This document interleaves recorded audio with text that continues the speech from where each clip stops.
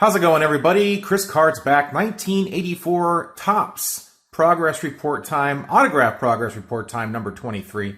Hope everyone out there is having a great week, and we'll have a great weekend. We've got 10 cards going in today, a few Hall of Famers, mostly TTM. In fact, all TTM going in today, which means you can get these guys, all of these guys, through the mail. Except you got to spend a few money on guys like our first card going in. We've got Nolan Ryan and Steve Carlton, card number 4 here. An 83 highlight card. Gaylord Perry also on here, who I unfortunately did not get before he passed. I'm sure lots of people have these cards completed. I do not. It is what it is. Maybe one day in the future when I hit a roadblock and I'm maybe looking online and I see something that's got all 3 signatures on it for a somewhat reasonable price, maybe I'll pull the trigger. But for now, it's going in with just Nolan Ryan and Steve Carlton. Nolan Ryan does TTM for $75 a card. He signs a few times a year through his foundation. Nolan Ryan Foundation, I do believe, is the website. If you want to look it up, you can figure out how to do it. It's pretty simple. And of course, Steve Carlton signs $40 a piece via TTM. And these guys, both other signatures are not what they used to be. So I would not delay, and I would hop on these while you can. Let's move on, guys, to our second card going in. Charlie Palaio. Charlie Palaio, great through-the-mail signer. You saw me get him back a few weeks ago. Up here in the corner, of course, self-explanatory.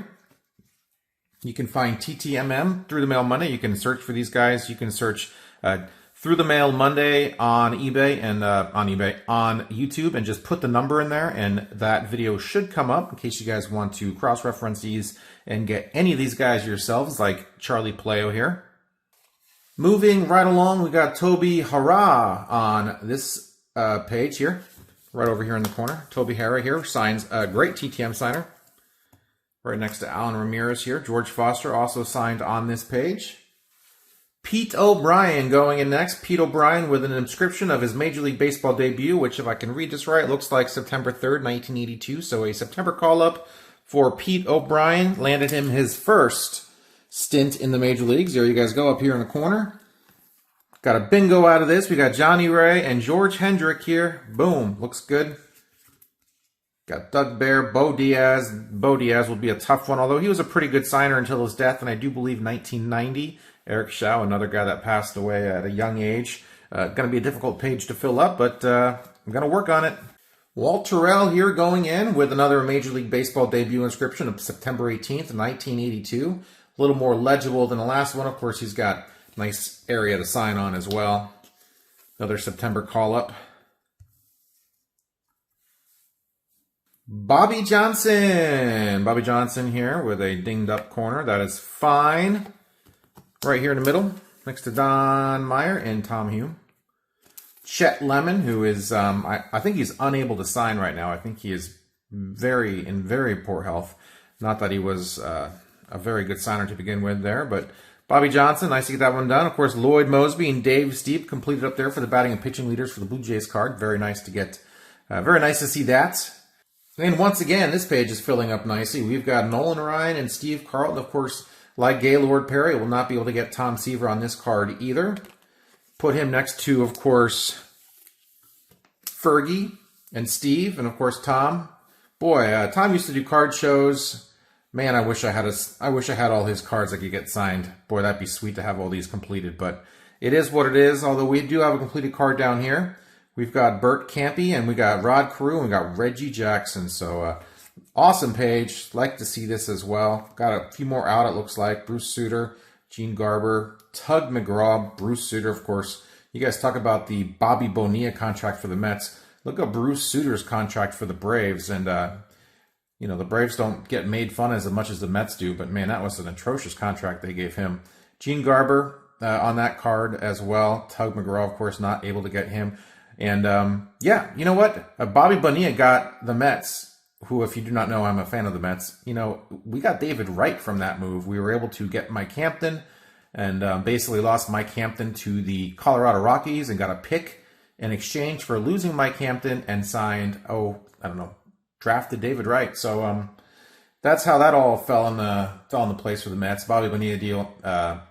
Real Met fans know how that worked out for us. as far as, of course, what happened with Bernie Madoff and the coupons back in the day. That was the start of the Fred coupon era. Mr. Wilpon thought he could make more money on that deferred contract than he would paying Bobby Bonilla up front, and it didn't work out that way since Madoff took all his money. But that's neither here nor there. Let's finish this, guys. We got 2 cards, actually 3 cards left to put in. In fact, they're all going to be in the traded set. First card going in is going to be Big Dusty Baker. Big Dusty Baker here on a traded set, or in the traded 5T. Of course, don't forget this was in alphabetical order. We got a bingo here with Bob Baylor and Steve Balboni. Boom. A, B, B, B, B, B, B. You know what? I wonder what would have been like if the whole set was put, like the whole regular base set of 792 cards.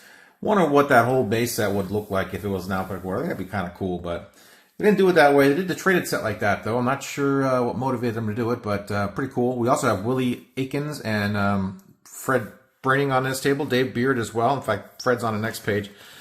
Traded set is filling up nicely. I think I have that Yogi Berra card signed and slabbed, so that's not going to go in. All right, guys, 2 cards to go in. I'm very talkative during this episode. Too much coffee this morning. Let's keep it going.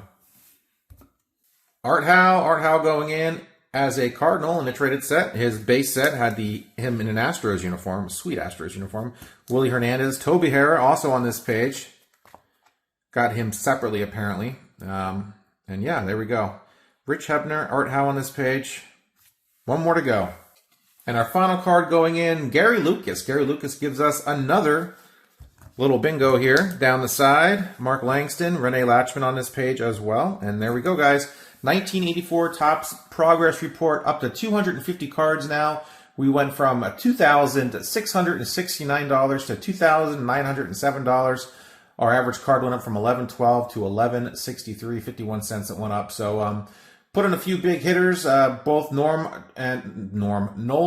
and Carlton. 150 for Nolan for both cards, and $80 for Carlton with both cards. So that kind of bumped up the price a little bit. Other than that, everything else was free except for the cost of a stamp. So hope you guys enjoyed this video. I do this every single Friday. I cycle between 74 tops, 84 tops, 87 tops, and 89 upper deck. And as you can tell, yes, it's expensive. Most people do not keep track of the fiscalness of this whole project. I do, because I didn't see any other YouTubers that do that. So I always try to do things that other people don't do, even if it hurts my heart. I'll keep doing it, and it is what it is. Chris Cards, you'll never get any of that back out of this set if you drop dead tomorrow. I know, I get it. I know how this works. It's a hobby. It's an expensive hobby, but I have fun doing it, and I am very satisfied with seeing these pages fill up. And once I get to that, once I get to what, 53, 43, 44 more cards left to put in, it's gonna be a slog, really. It's gonna be really slow going in between getting the cards. But of course, you can watch Through the Mail Monday each and every Monday for the last 325 weeks in a row, counting this Monday. I've put out a video, and of course, you will see lots of these years: 74, 84, 87, 89 upper deck. In those videos, I just see I'm hitting them pretty hard. 84 tops, 87 tops, I have not hit very hard yet. You guys will see me scroll through this binder and say, hey, this guy signs, that guy signs. I haven't really done that yet. There's just 4 sets is a crazy project. 1 set is really probably enough for most normal people, but I'm not normal.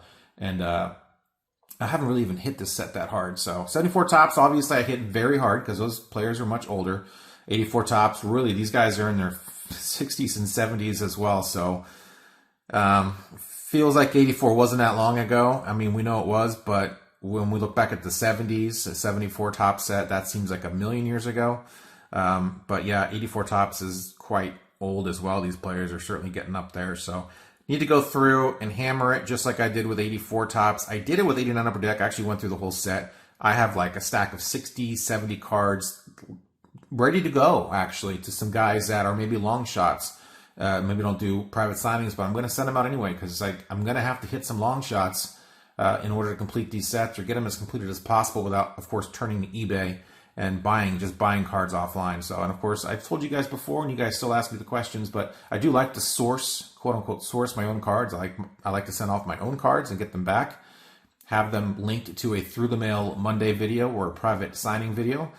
Or even if I buy it on eBay, I do even tell you guys I purchased it on eBay and how much I bought it for. But I like to source my own cards, and last resort is going on eBay and finding guys like that I have not gotten yet that have passed away, like a Bo Diaz or somebody. So it is what it is. Ideally, I like to get those authenticated and slabbed up. You can argue the merits of authentication either. Some of these cards, you have to trust eventually. You can't just assume every slapped card that PSA or JSA messed up on and screwed up their authentication and it's fake or it's secretarial or something. You really got to just trust in the system and hope it doesn't screw you over, and maybe turn off 5% of your brain and get a slabbed card, and hopefully JSA or PSA got it right. So it is what it is, my friends. This has been a super long video. They're normally not this long, but like I said, too much coffee this morning, too much chattiness. Hope you guys liked this video. Hit that subscribe button. I do this every Friday, of course, and Monday I do Through the Mail Monday. Once a month I do a private signing video. And have I done a private signing video for April yet? I don't know if I have or not. I'll have to look. I'll see. Anyway, thanks for watching, guys. See ya.